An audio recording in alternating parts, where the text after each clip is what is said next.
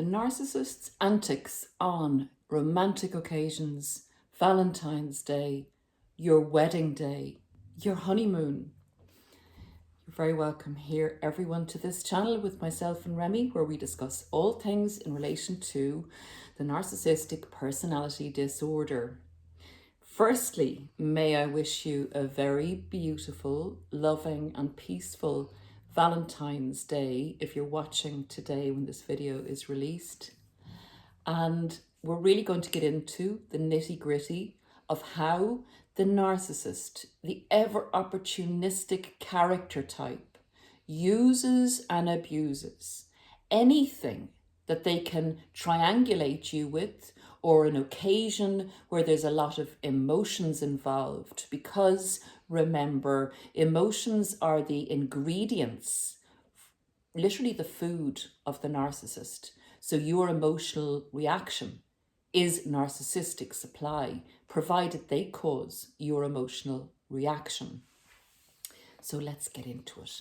And just before we start, I would like to say I have a gift. I hope it's a gift to all of you. Thank you for being here. It's a video, a short video of myself and Remy on the beach at a winter swim, where there's a local musician who plays the bagpipes, who comes down every now and again on occasion and entertains us while we're swimming. Probably just practicing, but it's an amazing experience, and it's, I suppose, the only thing I can actually give you virtually. And I would like to wish you a happy Valentine's Day with this little 2-minute clip at the end. I'll post it at the end of the video. So without further ado, let's get into what we're going to cover today, and that's the narcissist antics around occasions such as Valentine's Day, which we're going to start with. We'll then move on to your wedding day and your honeymoon. And please share experiences which I'm sure will resonate with other members of our community, because I have seen comments, particularly about the old mask slipping at various times, which would be really helpful to people to read and say, well, that happened to me as well. And Okay, so on Valentine's Day, it's absolutely unbelievable and eye-watering to people that have not been initiated into the behaviours and antics of what narcissists actually do, and how narcissists actually think, and how narcissists actually behave. So let's get into it. One thing they will do on Valentine's Day is they'll use it for the romance to seal the deal. So basically, if it's a timely intervention in the grooming period where they're attempting to attach you to them in the love bomb stage, and February the 14th is on the horizon, and they're not making as much progress as they'd like, because remember, efficiency, speed, quickness is everything to the narcissist, to get you hooked.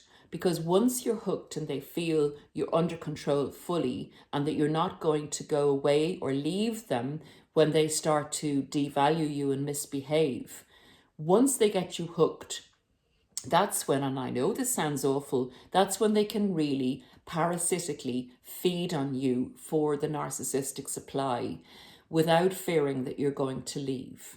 So to secure you, Valentine's Day, if it comes up at the appropriate time, they can use it to seal the deal and speed things up with you by, for instance, asking you to move in with them, asking can they move in with you, asking them would you like to have a child together, or them asking you, asking them to actually, them asking you, apologies, to actually marry you. So the rings may appear, and it's not just a ring on your finger with the narcissist, it's actually a ring around your neck, because this is when they will reel you in and they will start to devalue you. So watch out for that one. And of course, there's so many lovely romantic gestures on Valentine's Day from genuinely beautiful people who really love each other and, you know, get engaged on that day. This is just because that happens, obviously. These people are not narcissists. I'm just saying this is one of the things a narcissist will do on Valentine's Day. Now, the second thing that they will do, and this blows people's minds, they literally, if they haven't been initiated with a narcissist or into a narcissist or by a narcissist, people, you know, they can say, my God, the narcissist dumped me, or my partner dumped me on Valentine's Day. Like on Valentine's Day. Why would they have done that? They must have, did they do it on purpose? I mean, they seem to choose it on purpose. And people who don't know about narcissists will say, no, it was just a coincidence. You know, nobody would do that.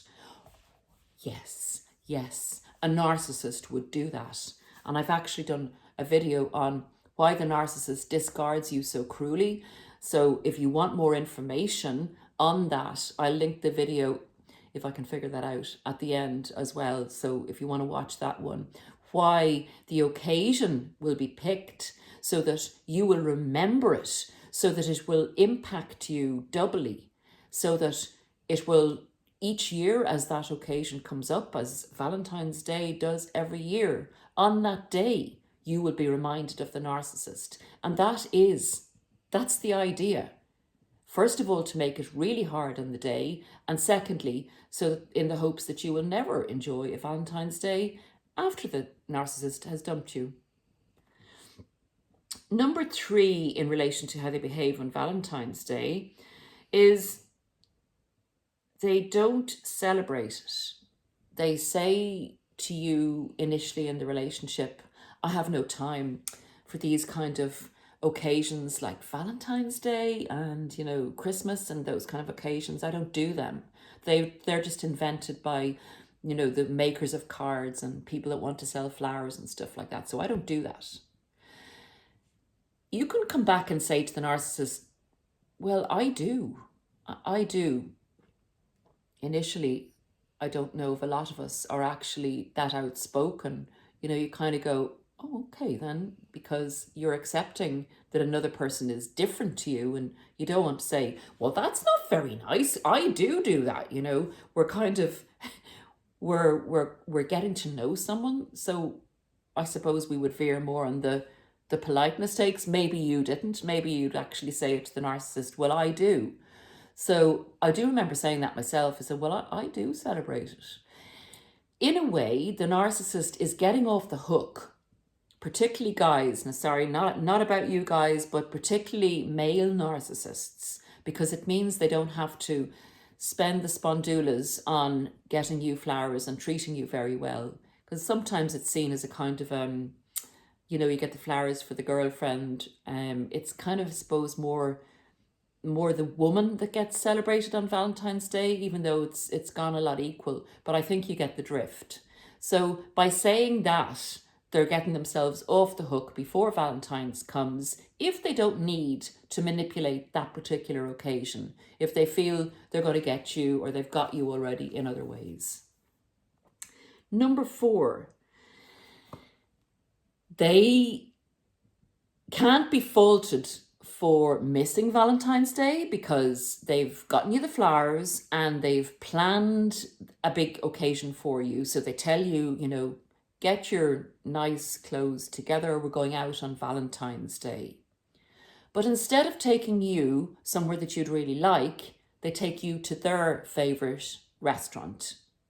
And you may even be vegetarian and they'll take you to a steakhouse. So literally, they'll do something in a twisted way so that they can't be faulted for, you know, you forgot Valentine's Day. Oh no, I didn't forget Valentine's Day. I took you out, I treated you, and I was really nice to you. And then you're sitting in the restaurant trying to figure out what the hell you can eat on the menu. And they say, you're looking, you're not looking very happy. You know, they're kind of nudging you, looking for a reaction from you. And then they'll turn it around and you'd say, after all I've done for you, you know, I've made it a big occasion. You're my Valentine and you're so ungrateful. You're so ungrateful. I don't think I'll do this again next year. I know you get the drift, guys. The 5th thing on Valentine's Day is when you even conjointly, even the two of you are planning a nice day and planning, maybe you'll go off on a hike, or you'll go and, you know, have a few drinks, or you'll go for a special meal, whatever you're planning for Valentine's Day, even if you're planning a trip away, what they'll do is they'll include other people in it. And they'll say, bring some relations along, or maybe say, oh, they had to take care of their children, you know, at the last minute, and they'll bring the children along, or they'll be sick. When the occasion comes up, they'll be too sick to go.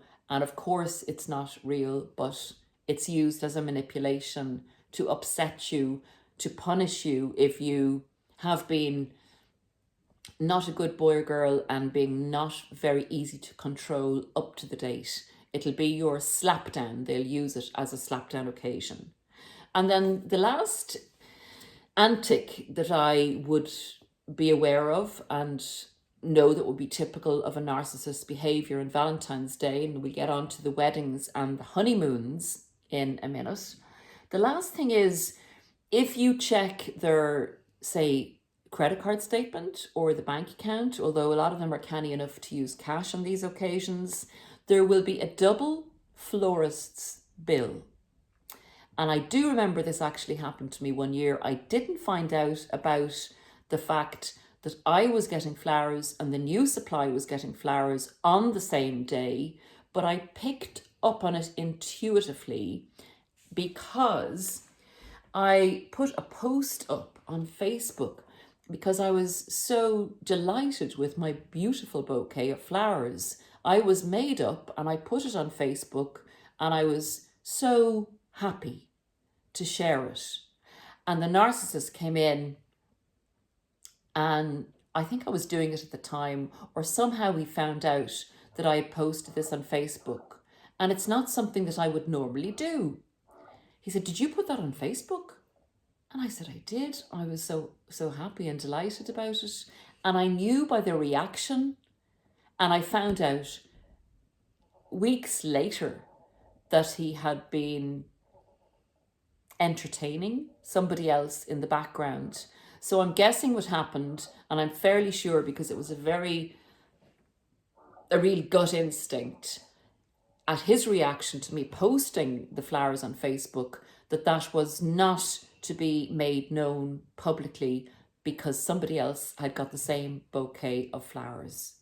So yes, narcissists will celebrate Valentine's Day. Narcissists will make the most of Valentine's Day, and narcissists can have many Valentines that they're in the processes at different stages of either embedding, keeping, or seducing. So be aware, Valentine's is a big day that narcissists manipulate. And before we get off the subject, I would like to say, celebrate this day if you're on your own, if it's painful, if you've just been discarded by a narcissist. Do your best to celebrate this as a day of love, and love yourself. Love yourself the way you would love somebody else. Buy yourself some flowers. Go out and do something nice. You, if you're here learning about a narcissist, you deserve a very special treat to mark a point on your recovery journey, because you are going to go on and you are going to shine, and you're going to celebrate Valentine's Day again with somebody who really loves you, or you're going to celebrate it with yourself loving yourself, or you're going to celebrate it with a furry friend who is my Valentine this year. Okay, on to more serious stuff. This is in relation to narcissists and your wedding day. Time and time again, in coaching and in the comments and in the general knowledge of narcissists and how they behave and what they do, narcissists will work very hard to get some people to marry them. There's always and every time an agenda when a narcissist feels that they must marry someone to obtain what they came to the relationship for. So they will see you as needing to be married in order to get you under control and to reap your assets if that's what they're after. And even if they're not after that, sorry, I'm just looking in the background there. My Valentine is very relaxed today. If they're not after your assets, the assets will be a bonus if they get married to you. So they'll never say no to something that they can get or steal from you. Anything like that is a bonus. And they actually feel they deserve it, because they feel when they get to the devaluation stage with you that they're too good for you, that you were lucky to have them, that really the time they put in with you was wasted time, and there should be some payoff for it. There has to be something out of the relationship, because it was such hardship for them. They literally change reality on the relationship. So without labouring that point, narcissists will marry their supply sources at various stages, and usually narcissists will have multiple marriages. And again, because someone has multiple marriages is not a sign of a narcissist, but it's an indicator, along with other behaviours, that the person could possibly be a narcissist, because they have marriages like you'd have Christmas dinners. So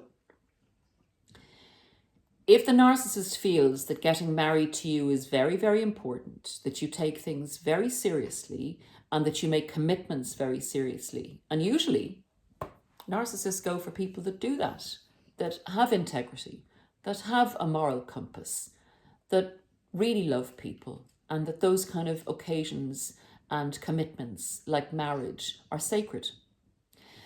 So if they feel they need to get you up the altar, get the ring on your finger and do the doings and sign the marriage certificate or get their marriage certificate, and they feel that you won't drop that very easily, once you have walked back down the aisle, or even that night as you leave the wedding party, they will take that mask off and you will get the shock of your life, because you won't recognize the person by what they do or by what they say or by how they are with you.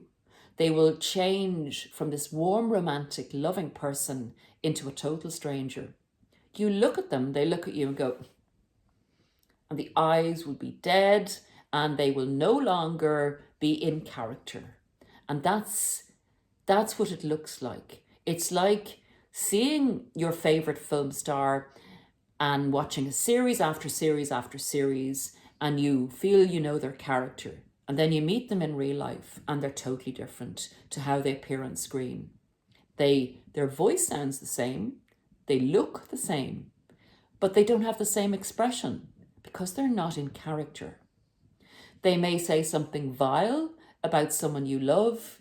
They may leave you in the room and go down and drink the night away with other people, although for visuals they may not do that in the wedding night. They'll definitely do something to shock you. And if you've had this experience, leave in the comments.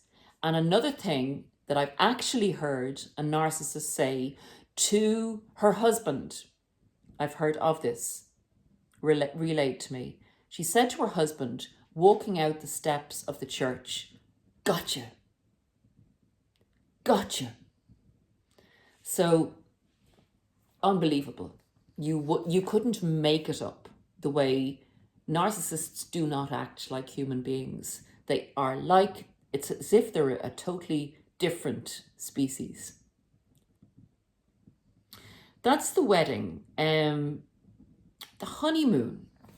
The honeymoon may be a continuation of the mask being put back on, the mask being taken off, the restriction that they felt at the wedding of how having to behave themselves, having to be in character for the wedding guests or the family. Because remember, they will only reveal themselves usually to you.